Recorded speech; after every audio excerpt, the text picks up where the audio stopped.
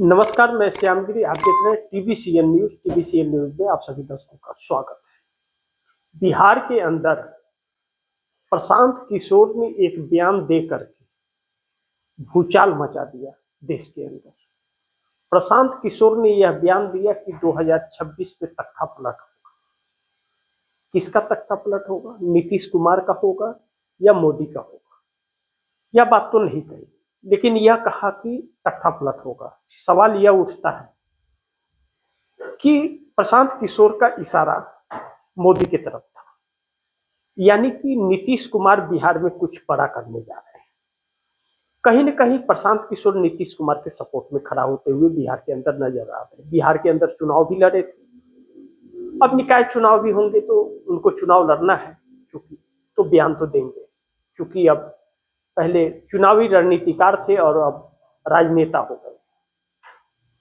लेकिन बिहार विधानसभा चुनाव में मिली करारी हार के बाद प्रशांत किशोर फिर एक बार उठने की कोशिश कर रहे हैं, लेकिन उनके बयान को नजरअंदाज नहीं किया जा सकता। क्यों? कि बिहार के अंदर जो गतिविधियां चल रही है, या भारतीय जनता पार्टी जिस तरह से नीतीश कुमार को साइडलाइन करना चाहती है, नीतीश कुमार इतनी आसानी से साइड हो जाएंगे ऐसा हो नहीं सकता। इसलिए प्रशांत किशोर के बयान में दम है, इस बात से इनकार नहीं कर सकते। दूसरी तरफ नीतीश कुमार चिराग पासवान के ऊपर भी दांव खेल रहे हैं, या चिराग पासवान की राजनीति खत्म कर देंगे, यह वक्त बताएगा।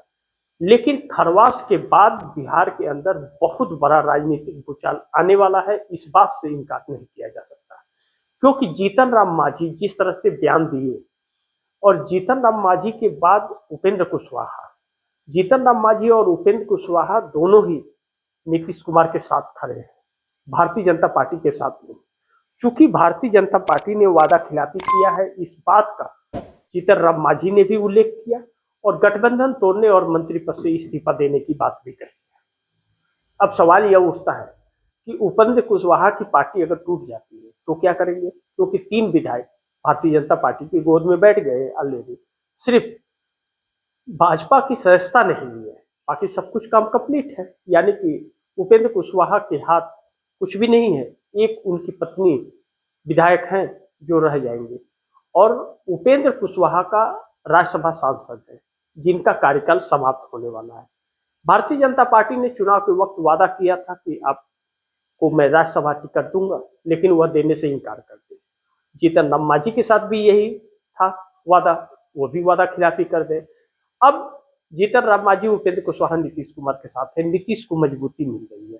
भारतीय जनता पार्टी जिस तरह से उनको साइडलाइन करना चाहती है, अब नीतीश कुमार अगर जीतन राम मांझी उपेंद्र कुशवाहा के सपोर्ट से आरजेडी के साथ मिल करके और विपक्ष के साथ मिल करके अगर सरकार बना लिया उन्होंने, तो भारतीय जनता पार्टी के लिए आने वाला वक्त बड़ी मुश्किल भरा होने वाला है। बिहार अगर हिलता है तो मैं बार बार अपने कार्यक्रमों में आप दर्शकों को बताता हूँ कि बिहार हिला तो दिल्ली हिल जाएगी, बल्कि दिल्ली डूब जाएगी, आप यह बात कर सकते हैं।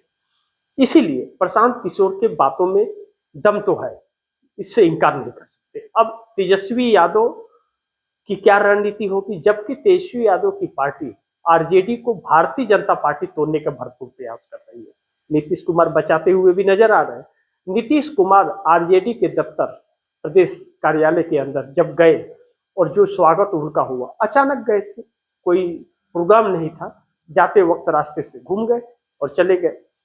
वह भारतीय जनता पार्टी को गंवारा ना हुआ। भारतीय जनता पार्टी चिंतित हो गई और परेशान है, और नीतीश कुमार खरवास के बाद कुछ बड़ा करने जा रहे हैं। बिहार की राजनीति में भूचाल सी परिस्थिति है और पत्रकारों में चर्चा का विषय बन गया है। ऐसे में भारतीय जनता पार्टी खरवास से पहले ही तोड़ लेना चाहती है और तोड़ के सत्ता में आना चाहती है, जो नीतीश कुमार के रहते मुमकिन तो नहीं लग रहा है, नामुमकिन जरूर है।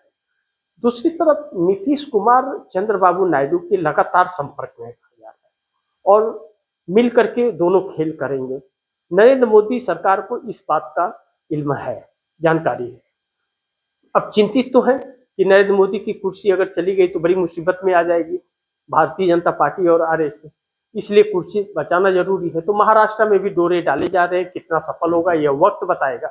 लेकिन नीतीश कुमार को खरवास के अंदर ही हटा दिया जाए। भारतीय जनता पार्टी यह सोच रही है कि पश्चिम बंगाल चुनाव के पहले नीतीश कुमार से छुटकारा पा लिया जाए, जो मिलता हुआ नजर नहीं आ रहा है, बल्कि खरवास खत्म होते होते नीतीश कुमार पलटी का खेल एक बार फिर खेलने की बड़ी तैयारी में लगे हुए हैं। देखना यह होगा कि अब खरवास खत्म होने के बाद क्या होता है, लेकिन 2026 नया साल जो है इस देश के अंदर बहुत बड़ा भूचाल, राजनीतिक भूचाल लाने वाला है, इस बात से इनकार नहीं कर सकते। आगे आप दर्शकों की क्या राय है, क्या सुझाव है, कमेंट बॉक्स में जरूर दीजिएगा। इस खबर को ज्यादा से ज्यादा शेयर कीजिएगा, अपने दोस्तों को भी कहिएगा आगे शेयर करें। आपने अगर चैनल को सब्सक्राइब नहीं किया, सब्सक्राइब कर लीजिए, अपने दोस्तों को भी कहिएगा चैनल को सब्सक्राइब करें। मिलते हैं अगली खबर के साथ, तब तक के लिए नमस्कार।